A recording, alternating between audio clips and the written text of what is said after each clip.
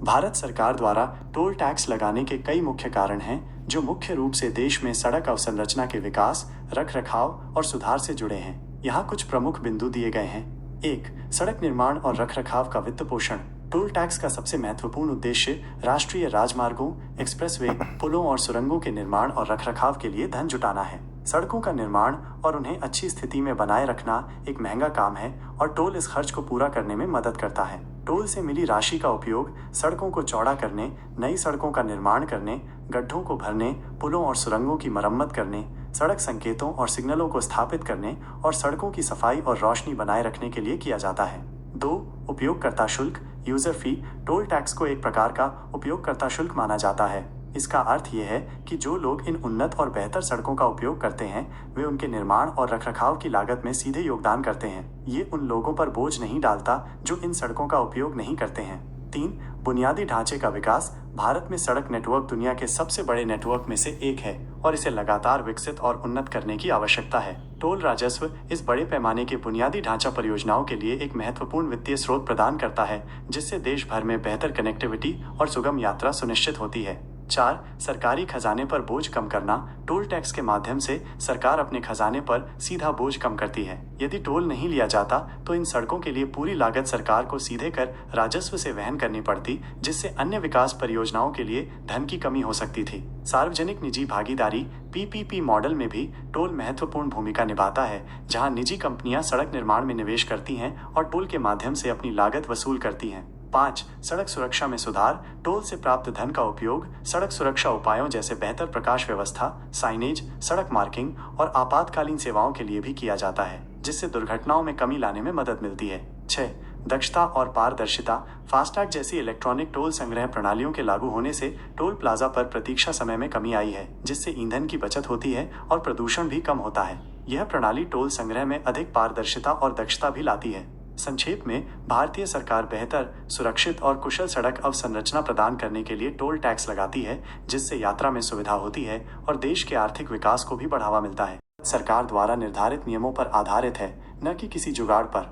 आइए इन महत्वपूर्ण नियमों को एक एक करके समझते हैं। 1. टोल प्लाजा के 20 किलोमीटर के दायरे में निवास करने वाले लोगों के लिए छूट।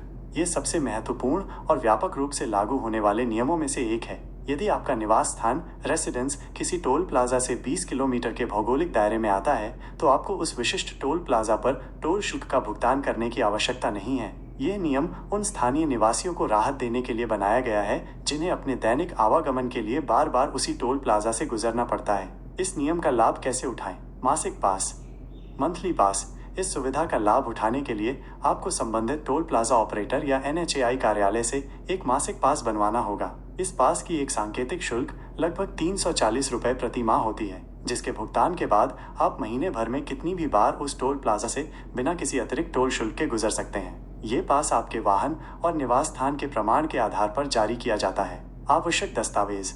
मासिक पास बनवाने के लिए आपको अपने निवास स्थान का प्रमाण जैसे आधार कार्ड, जिस पर आपका पता टोल प्लाजा के 20 किलोमीटर के दायरे में हो, बिजली का बिल, संपत्ति कर की रसीद, वोटर ID आदि और अपने वाहन के पंजीकरण दस्तावेज RC की आवश्यकता होगी। कुछ मामलों में टोल प्लाजा अधिकारी सत्यापन के लिए अन्य दस्तावेज भी मांग सकते हैं। प्रक्रिया: आपको अपने निकटतम टोल प्लाजा कार्यालय में जाकर एक आवेदन पत्र भरना होगा। दस्तावेजों के सत्यापन के बाद आपको पास जारी कर दिया जाएगा, जिसे आपके फास्टैग से भी लिंक किया जा सकता है ताकि आवागमन सुचारू रहे।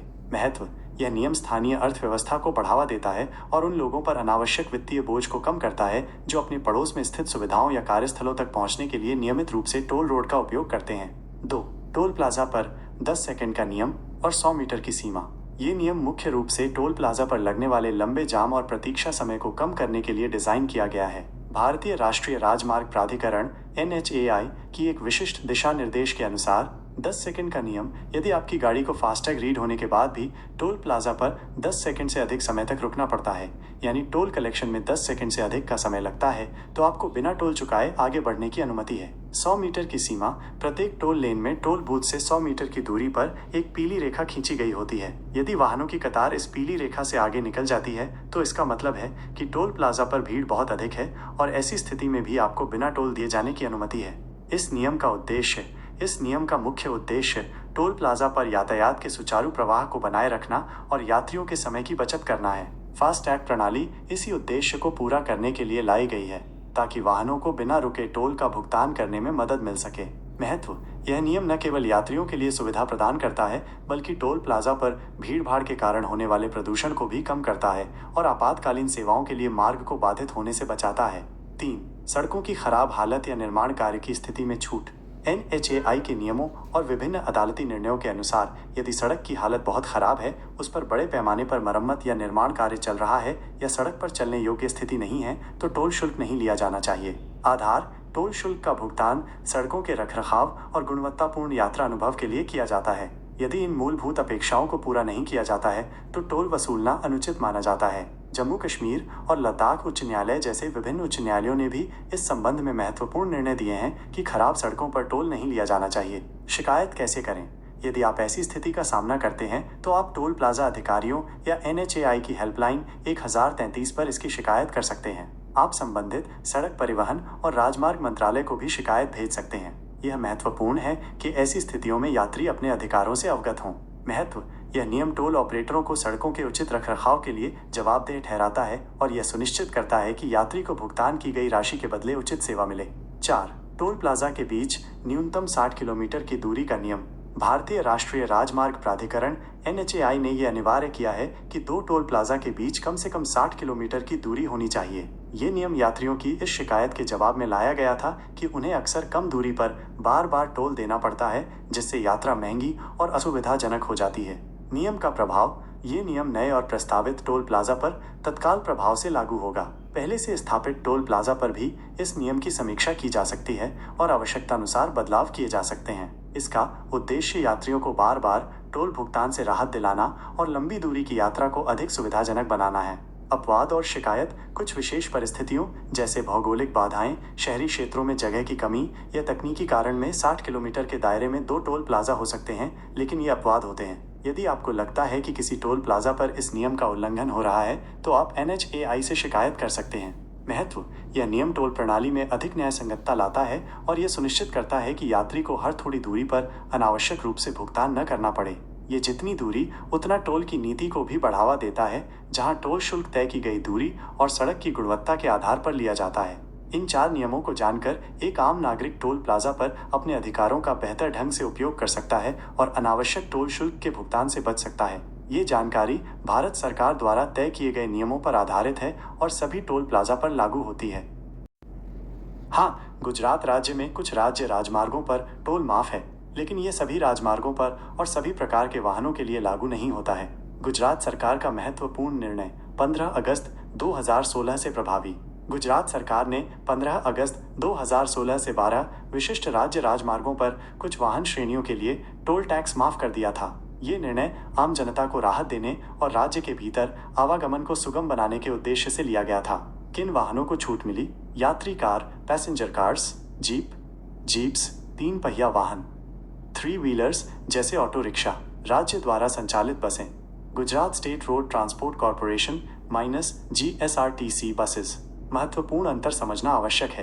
राज्य राजमार्ग, स्टेट हाईवेज, ये सड़कें गुजरात राज्य सरकार द्वारा प्रबंधित की जाती हैं। जिन 12 राज्य राजमार्गों पर छूट मिली है, वे इसी श्रेणी में आते हैं। राष्ट्रीय राजमार्ग, नेशनल हाईवेज, ये सड़कें भारत सरकार, विशेष रूप से भारतीय राष्ट्रीय राजमार्ग प्राधिकरण NHAI द्वारा प्रबंधित की जाती हैं। इन पर टोल लागू होता है जब तक कि NHAI के सामान्य छूट नियम जैसे 20 किलोमीटर निवास का नियम या 10 सेकंड का नियम लागू न हो। गुजरात में नेशनल हाईवे पर टोल अभी भी लगता है या भारी वाहनों को इन राज्य राजमार्गों पर भी टोल देना पड़ सकता है। राष्ट्रीय राजमार्ग, गुजरात से गुजरने वाले राष्ट्रीय राजमार्गों पर अभी भी टोल वसूला जाता है, क्योंकि इनका प्रबंधन केंद्र सरकार द्वारा किया जाता है। सरकारी निर्णय: यह उस समय गुजरात राज्य सरकार का एक विशिष्ट नीतिगत निर्णय था।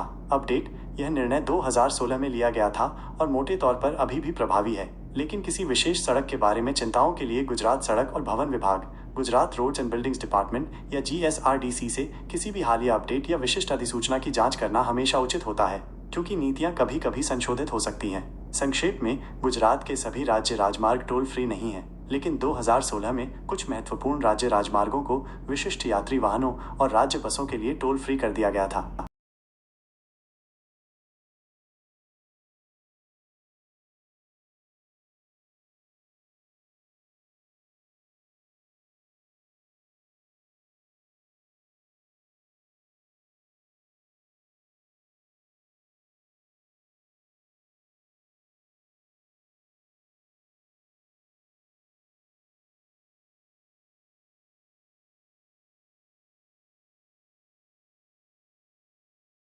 Clear. If you found this video helpful, please subscribe to my channel and hit the bell icon so you don't miss out on future content. Clear. If you found this video helpful, please subscribe to my channel and hit the bell icon so you don't miss out on future content.